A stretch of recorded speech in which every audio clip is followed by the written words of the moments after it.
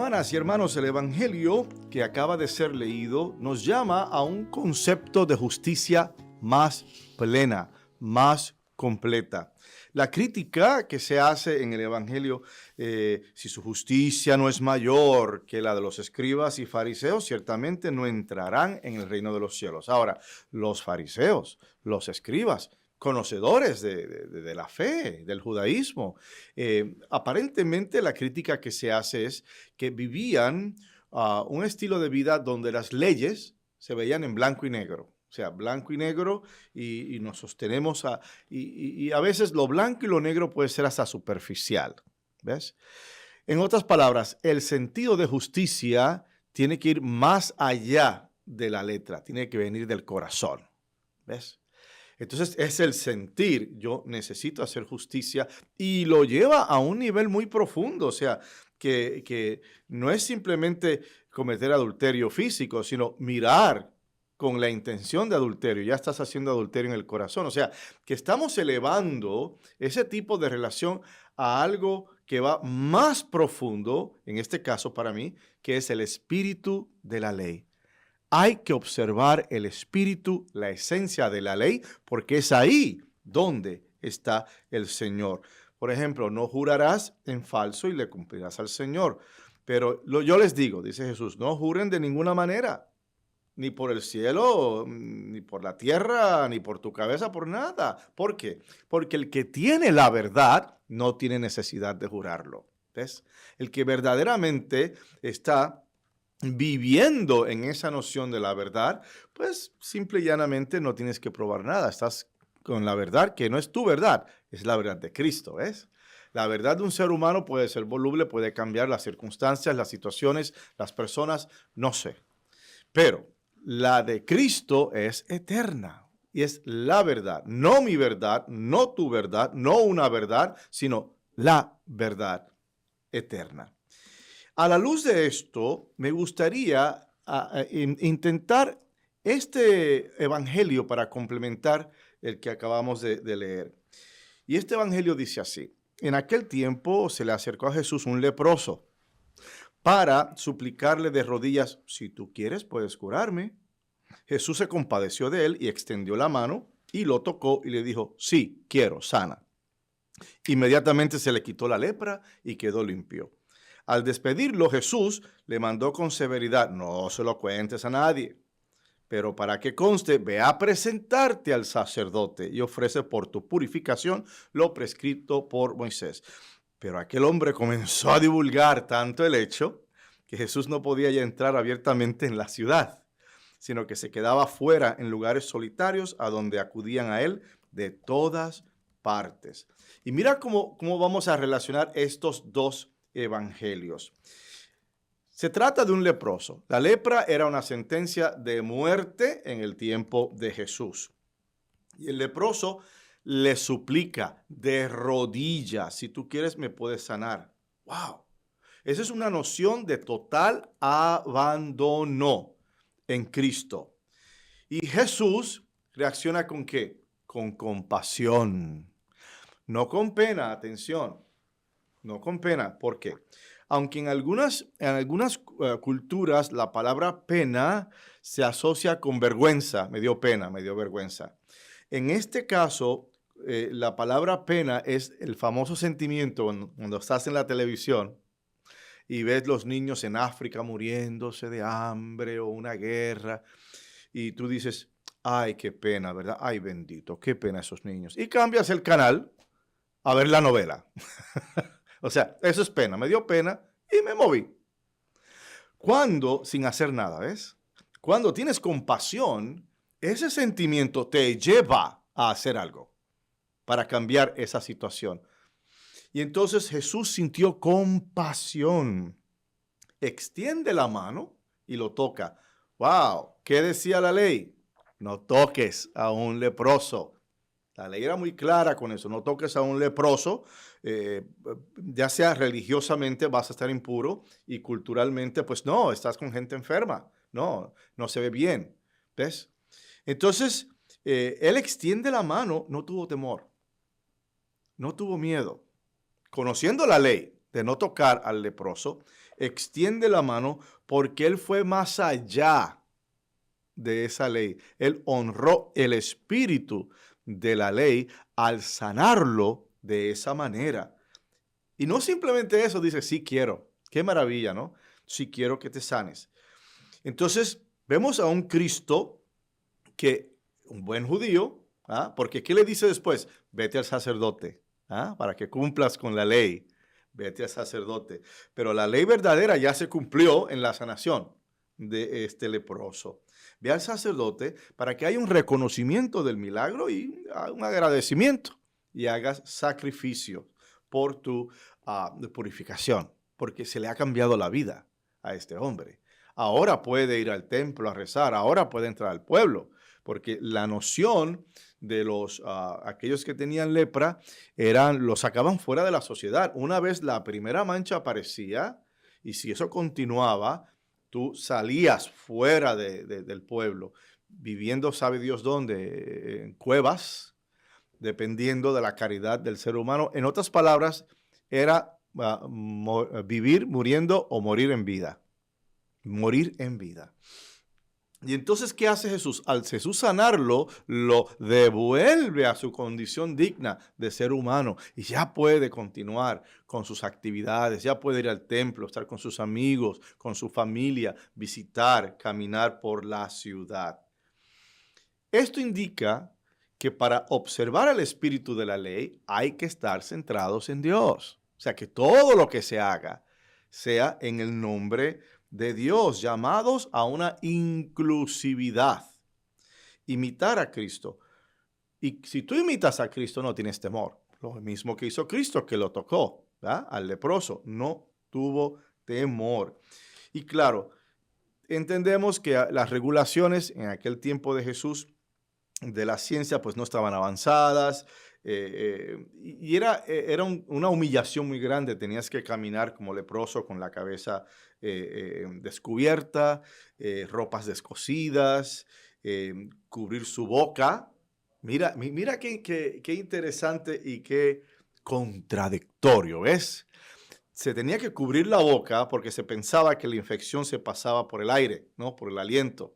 Cubrir la boca y gritar, estoy impuro. Ahora, ¿cómo le haces? Si tienes la boca cubierta y estás gritando, o sea, es una aparente contradicción de esta condición. Lo que sí señala es a un sentido de desolación. Esta alma, este hombre, esta mujer están desolados, aquí no hay más nada que hacer, ¿ves? Y mientras dure la lepra, se le consideraba impuro a nivel cultural y a nivel de la religión. Vivir solo, fuera del círculo humano y el de salvación. Pero, ¿qué nos está diciendo Jesús en el evangelio, el primer evangelio que se leyó? Nos dice, digan simplemente sí cuando es sí y no cuando es no. Lo que se diga además viene del maligno. En otras palabras, la intención tiene que ser la intención correcta, siempre. Uno ejercita una regla para proteger a los seres humanos, para traer estabilidad a una sociedad. Las reglas son buenas. El detalle es que hay que ver el espíritu de la regla y observar qué me está diciendo Dios a través de esta regla en particular. Dice, yo les digo, todo el que se enoje con su hermano será llevado también ante el tribunal. Mira qué interesante, o sea, que Dios nos está diciendo, nos preocupamos por las cosas grandes, tú sabes, ok, el adulterio. Nos preocupamos porque nos lleven o llevar a alguien al tribunal, porque me faltó, no matarás y el que mate será llevado. Esos son pecados grandes. Pero ¿qué te está diciendo Jesús?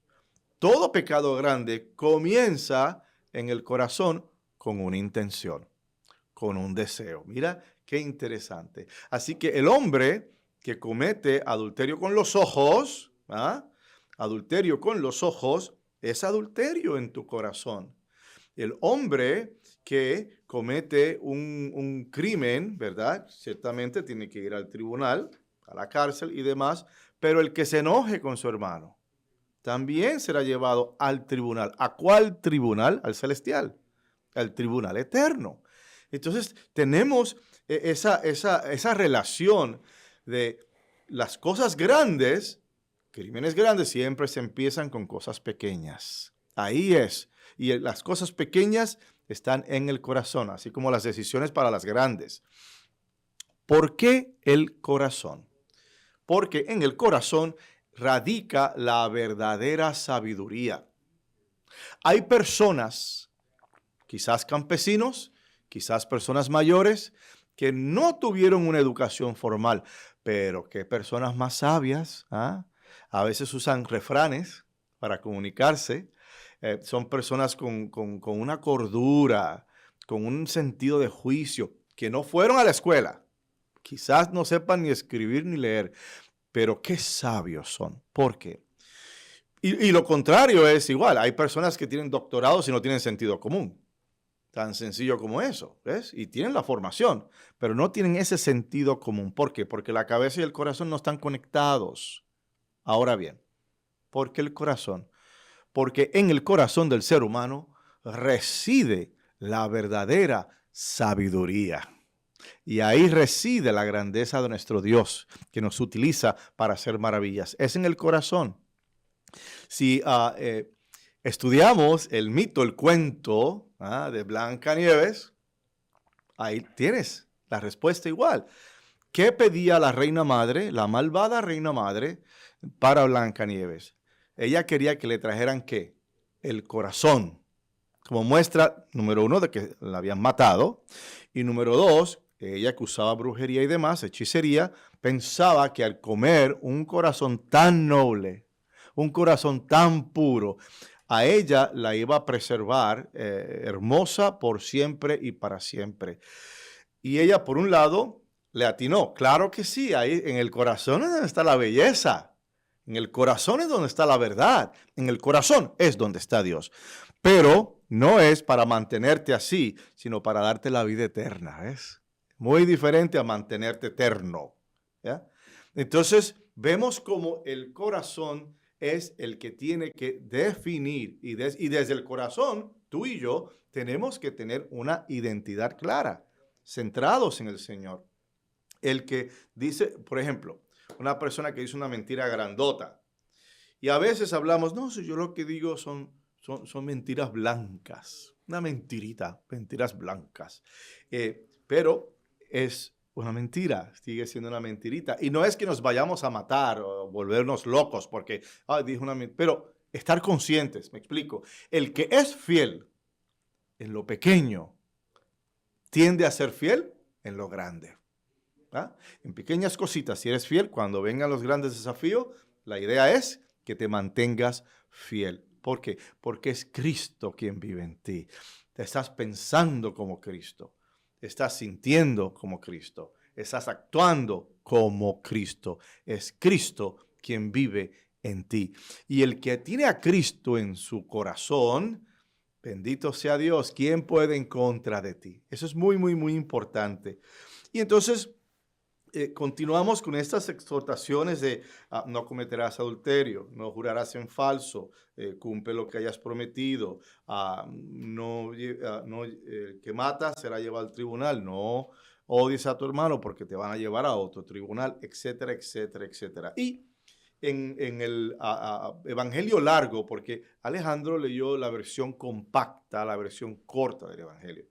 Pero en el Evangelio largo hasta se habla del divorcio. Esto es grande. Mira, el que se divorcie, que le dé a su mujer un certificado de divorcio, eso era lo que se hacía antes. Tú, como hombre, podías darle un certificado de divorcio a tu mujer. O sea, salía de ti. Te enojaste con ella, o tuvieron un problema, o no te conviene estar casado con ella para casarte con alguien que tenga más dinero, la razón que sea. Tú podías dar un certificado y divorciarte. De hecho, ese era el plan de San José con la Virgen María, que estaban comprometidos para casarse. Y él pensaba, bueno, si le doy el certificado de divorcio, ok, aquí no va a haber problema. Y si acaso ella se nota el embarazo y demás, van a pensar que es mío. Así que no hay pleito, me voy a divorciar. Entonces, el que se divorcie, que le dé a su mujer un certificado de divorcio. Pero yo les digo, aquí va.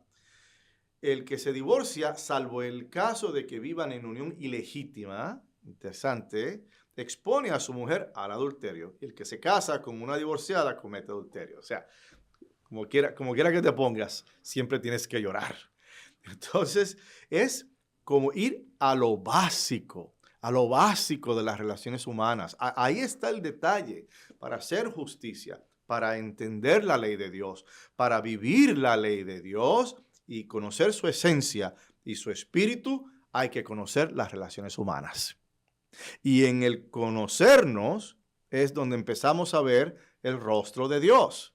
Por eso es que el yo enojarme con mi hermano me afecta, es un pecado. Venial, quizás sí, esto, lo otro, bien, pero sigue siendo un pecado porque no estamos teniendo en consideración esa relación del ser humano. Y Cristo lo que está diciendo es respeta a tu prójimo. ¿Para qué cometer adulterio? ¿Para qué estamos divorciándonos por cualquier tontería? ¿Para qué jurar en falso? ¿Para qué mentir? O sea, ¿para qué? ¿Para qué enojarme? Y es un regreso a lo básico, que son las relaciones interpersonales humanas, que son un guía o una plataforma de poder tener un encuentro con Dios. ¿Ya? Yo le he dicho anteriormente aquí en varias ocasiones, es ver un Cristito en los demás. Y cuando tú ves a un Cristo en los demás, tú lo piensas 2 veces para insultarlos. Tú lo piensas 2 veces para mentirle. Tú lo piensas 2 veces para herirlo adrede. Hermanas y hermanos, observemos la ley, ciertamente, pero con más ahínco, observemos el espíritu de la ley que nos llama, número 1, amar a Dios sobre todas las cosas y a nuestros prójimos como a nosotros mismos.